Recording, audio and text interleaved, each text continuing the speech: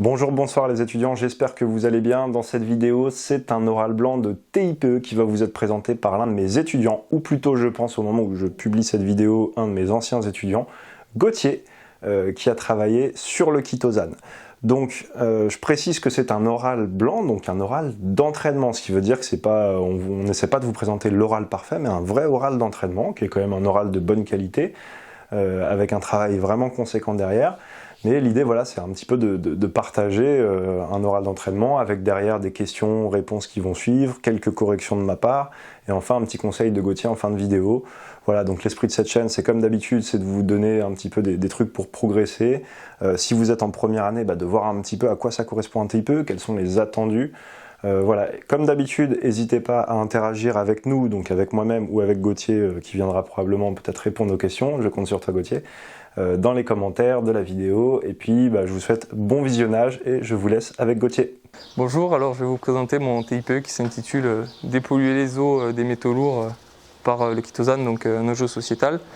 Donc je vais tout d'abord introduire mon TIPE grâce à un exemple, donc la catastrophe de Minamata. Dans les années 1930 à 1960, il y a donc une usine de métaux lourds, une usine de plastique qui a déversé d'importantes quantités de métaux lourds dans la baie de Minamata au Japon. Les nombreux Japonais qui se nourrissaient de ces poissons pêchés dans cette baie ont alors souffert d'importantes maladies qui se caractérisaient par des déficiences mentales notamment. Comme vous pouvez vous en douter, le bilan humain est catastrophique, donc plus de 1000 personnes sont décédées et encore 3000 personnes souffrent encore de cette maladie qu'on appelle dite de Minamata. Donc de nos jours encore, l'activité humaine et industrielle augmente au vu de la demande humaine et une purification efficace de l'eau vis-à-vis notamment des métaux lourds s'avère nécessaire afin d'éviter tout drame tel que celui-ci. Donc nous on a pensé à la solution qui est le chitosan afin de dépolluer une eau chargée en métaux lourds. Donc ça nous amène à ériger une problématique. Donc en quoi l'obtention du chitosan à partir de carapaces de crevettes permet-elle d'éliminer les métaux lourds d'une eau polluée?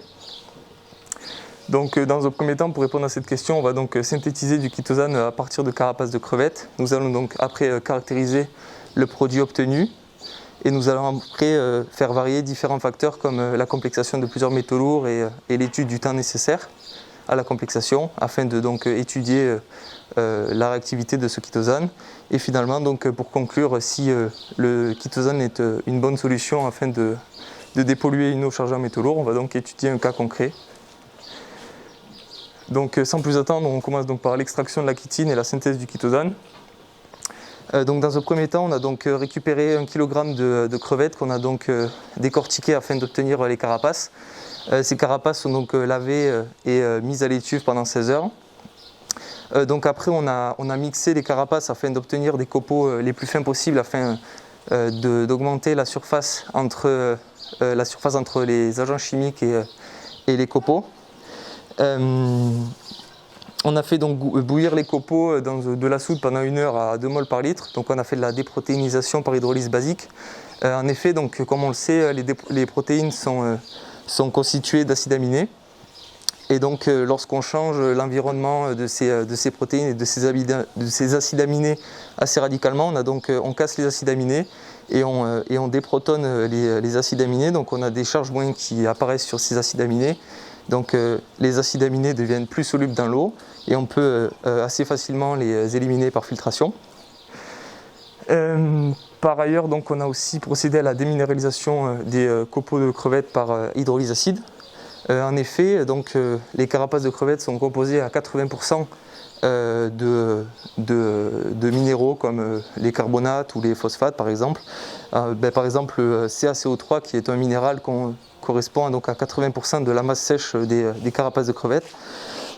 Donc pour le protocole, on a donc mis à température ambiante pendant 1 heure de l'acide chlorhydrique à 1 mol par litre donc dans ces copeaux de chitine. Et donc on observe la fin de réaction lorsque, comme on peut le voir, à chaque fois on a un dégagement gazeux de CO2. Donc on sait qu'on a une fin de réaction à peu près quand le CO2 émis à la surface du liquide disparaît. Par la suite, donc, à ce moment-là, on a la chitine, mais il faut procéder à la suite par la désacétylation afin d'obtenir du chitosan. Donc pour cela, on va donc procéder avec de la soude à 40%, donc une soude très forte, afin donc de changer la chitine qui se trouve là en chitosane. Donc pour cela, oui, donc on utilise de la soude à 40% et ensuite on refroidit le mélange à l'eau froide et on le filtre et jusqu'à neutralité du mélange, pH 7. Donc là, on a procédé à notre synthèse. On est parti de 1 kg de crevettes et on a obtenu 41,4 g de chitine, soit un rendement très faible de 4,14%, mais ça on pouvait s'y attendre. Et lors de la désacétylation, on a donc obtenu une masse de 19,6 g de chitosane, soit un rendement de 47,3%. Et déjà là, on peut se rendre compte qu'à partir de 1 kg de crevettes, on a très peu de chitosane. Donc après, on a donc obtenu notre produit, mais on s'est demandé si on pouvait le caractériser parce que, en effet, pour savoir si c'est du chitosane, il faut donc procéder à différentes approches, par exemple, donc notamment avec la mesure du degré de désacétylation. Donc la mesure du degré de désacétylation, elle peut se faire par spectroscopie d'absorption infrarouge ou par titrage acido-basique, et aussi par mesure de la masse molaire, donc par mesure de viscosité. Donc déjà, je vais définir le degré de désacétylation. Donc c'est le nombre d'unités déglucosanamine qu'on peut voir ici.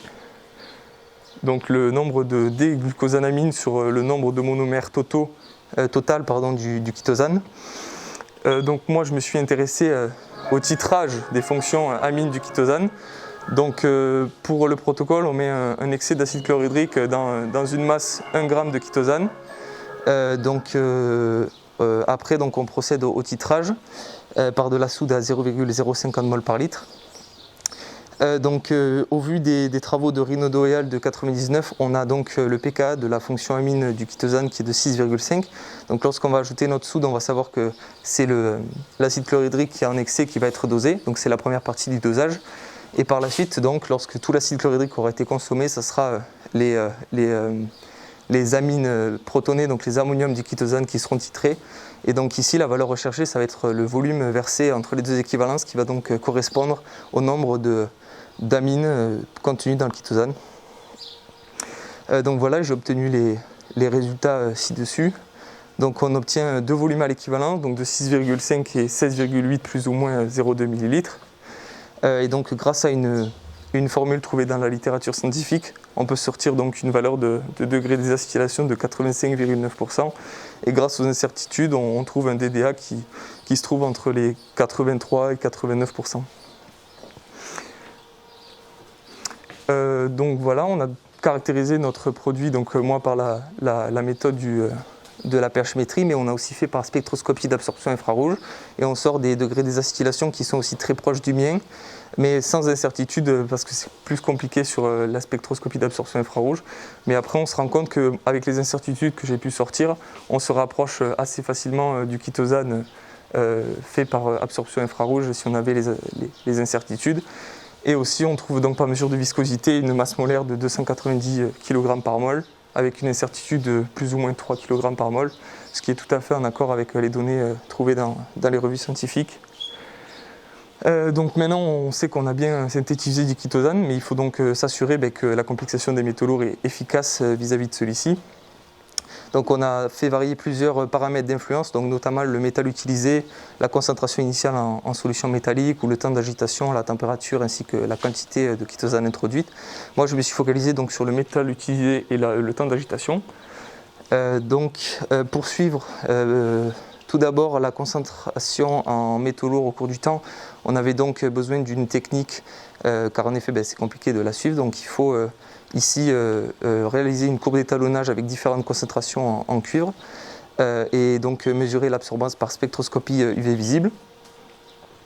Ça nous a permis donc de valider la loi de Beer-Lambert parce qu'en effet donc on a tracé l'absorbance en fonction de différentes concentrations et on a obtenu donc une droite affine avec un R carré plus que satisfaisant de 0,999,4. Donc on a bien la loi de Beer-Lambert qui est validée, qui va nous permettre de suivre la concentration en fonction du temps.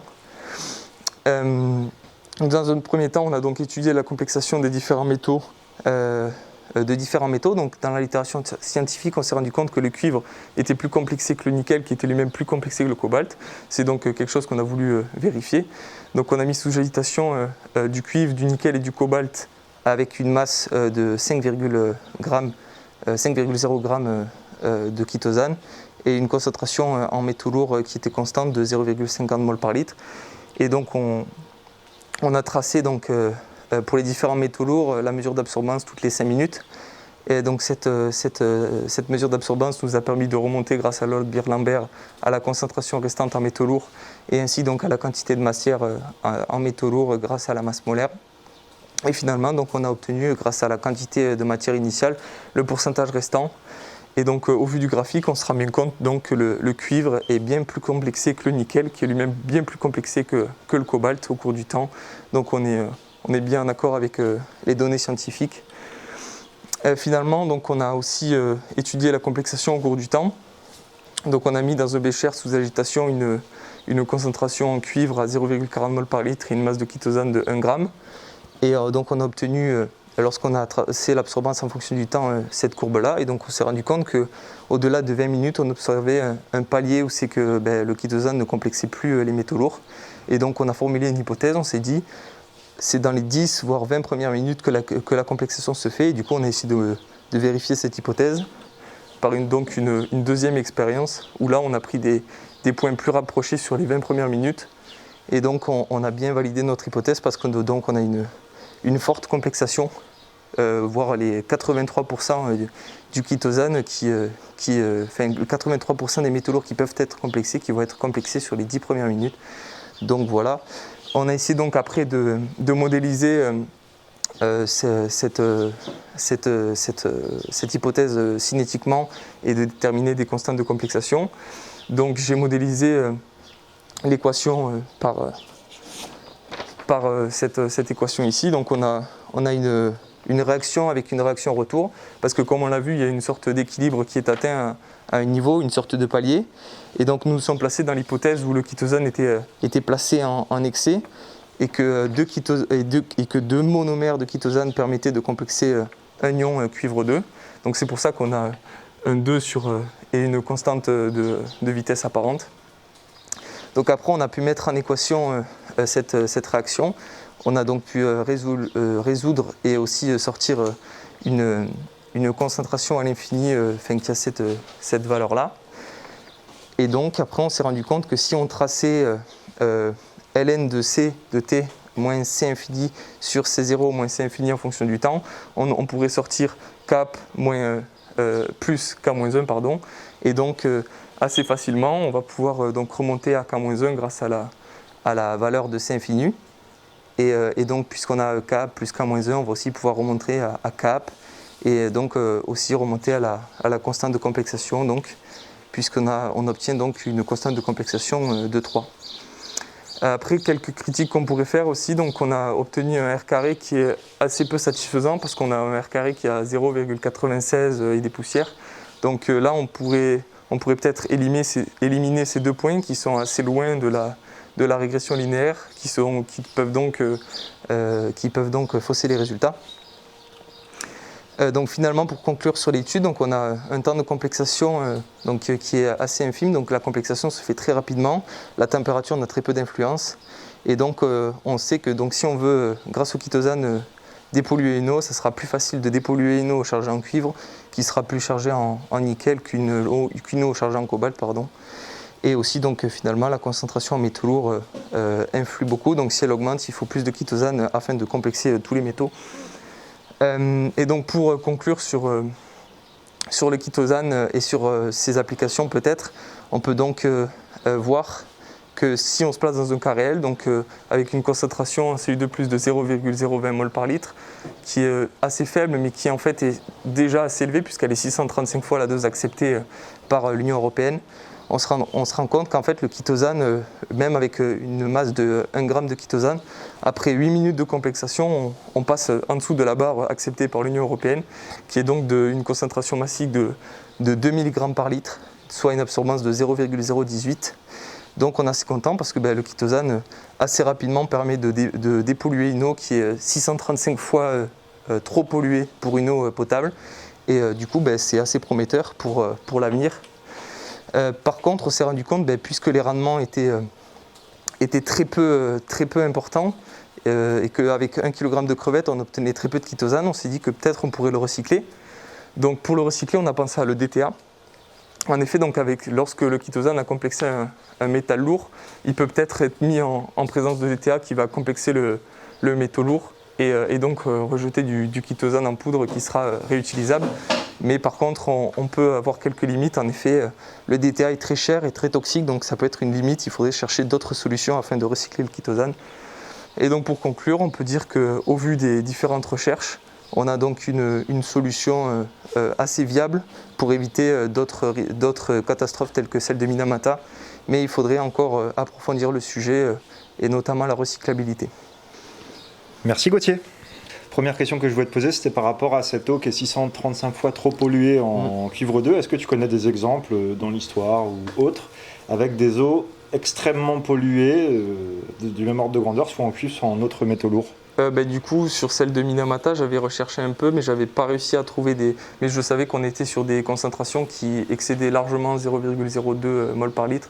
On était plus à 0,4 parce que là, c'était une pollution qui était très importante. C'est pour ça que d'ailleurs, les poissons étaient vraiment pollués, que des personnes en sont mortes. Après, je pense qu'à 0,02 mol par litre, on n'aura pas une eau qui sera suffisamment polluée pour tuer des gens, mais sur le long terme, ça peut développer des maladies cancéreuses. J'ai vu que des problèmes cardiovasculaires et tout ça, mais alors je dis peut-être une bêtise, mais je crois que le cuivre 2, il intervient aussi dans le cerveau, notamment pour la formation des plaques amyloïdes dans Alzheimer, à checker, à vérifier. Oui, j'ai vu ça. Pas du tout mon domaine, mais est-ce que tu peux me dire quelle est la plus grande difficulté que tu as rencontrée dans ton TIPE?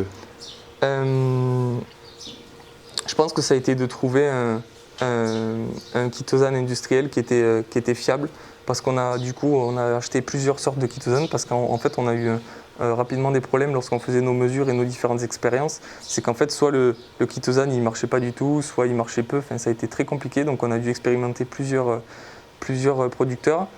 Mais et même en appelant les différents numéros qu'on avait trouvés sur internet, c'est quand même compliqué parce qu'ils nous assuraient tous qu'on avait un degré de désacétylation qui était assez élevé, à 95%. Et en fait, on se rendait compte que le chitosane, il n'était pas du tout, il était soit sous forme de chitine, soit vraiment pas il n'était pas suffisamment désacétylé, en fait, c'est ça. Donc finalement, c'est vrai que je me souviens que vous avez fait confiance longtemps à ce que vous avez dit la personne, alors que finalement, il n'était pas de bonne qualité. Une question concernant l'extraction. Du coup, 4% c'est vachement faible comme rendement ou c'est normal? Non, c'est vachement faible parce qu'en fait, on prend 1 kg de crevettes, mais il y a aussi les crevettes et pas seulement les carapaces. On aurait peut-être dû prendre seulement les carapaces de crevettes et après la déprotéinisation et la déminéralisation, sortir un rendement. Mais c'est vrai que sur le moment, après nos différentes synthèses, on n'y a pas pensé, mais c'est vrai que je pense qu'on aurait eu un rendement qui aurait été certes faible, puisqu'on avait 80% des carapaces qui sont constituées de minéraux, mais je pense qu'on n'aurait pas eu un rendement. Mais quand tu calcules ton rendement, comment tu le calcules, ton rendement d'extraction? Le rendement, c'est donc la masse qu'on a obtenue sur la masse totale qu'on peut obtenir théoriquement. De chitosane? Tout à fait. D'accord. Donc compte tenu du pourcentage de chitosane, donc je vois pas en quoi le fait d'avoir d'autres choses à côté, comme on n'en tient pas compte dans la masse maximale attendue, pourquoi ça influencerait. C'est que finalement on n'arrive pas à tout extraire. Tu vois, il y a un problème, je pense. Ça veut dire 4%, c'est que on en obtient 25 fois moins que le maximum qu'on pourrait avoir. D'accord. Donc ça pose la question, est-ce que c'est vraiment une limite, une vraie limite, ou est-ce que c'est quelque chose qu'il faut améliorer? Donc ça, il faut y réfléchir. Ok, d'accord. Okay. Là, c'est par rapport à la partie sur la complexation. Est-ce que tu sais pourquoi le chitosane complexe mieux le cuivre que le nickel, que le cobalt? Ok.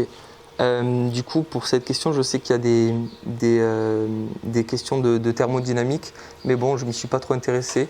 Après, je sais que c'est au niveau des orbitales moléculaires et des orbitales frontalières.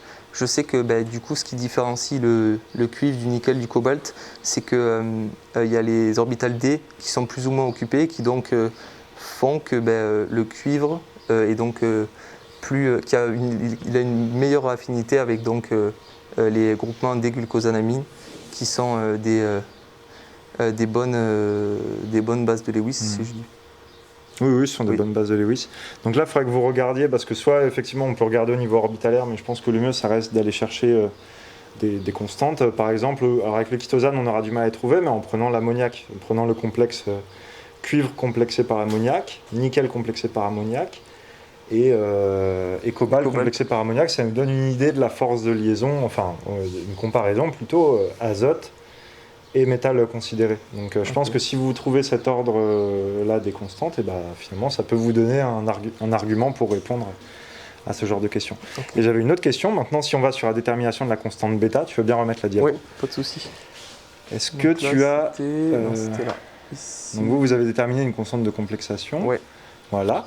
Est-ce que tu as une idée de comment on pourrait propager les incertitudes de mesure que tu as ici sur bêta? Du coup là, ces incertitudes de mesure, on pourrait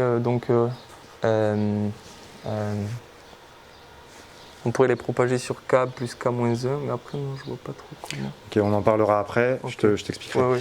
K-1, tu l'as sorti d'où? J'ai très bien compris pour K plus K-1, mais K-1 seul, comment tu as fait? K-1, il sort de là parce que du coup, on a pris une concentration C infinie, donc si on prenait des durées de temps assez infinies, de plusieurs heures, on avait donc un palier, donc j'ai considéré que c'était la concentration infinie. Et donc ça nous permettait, puisqu'on connaissait K plus K-1. Donc tu as deux équations à deux inconnus finalement. Ok, en fait la régression linéaire permet de sortir K1 plus K-1 et la concentration à l'infini. Très bien, ça me va. Ok, maintenant est-ce que tu peux expliquer pourquoi tu as choisi un modèle avec deux amines qui vont venir complexer, et pas une ou quatre ou six?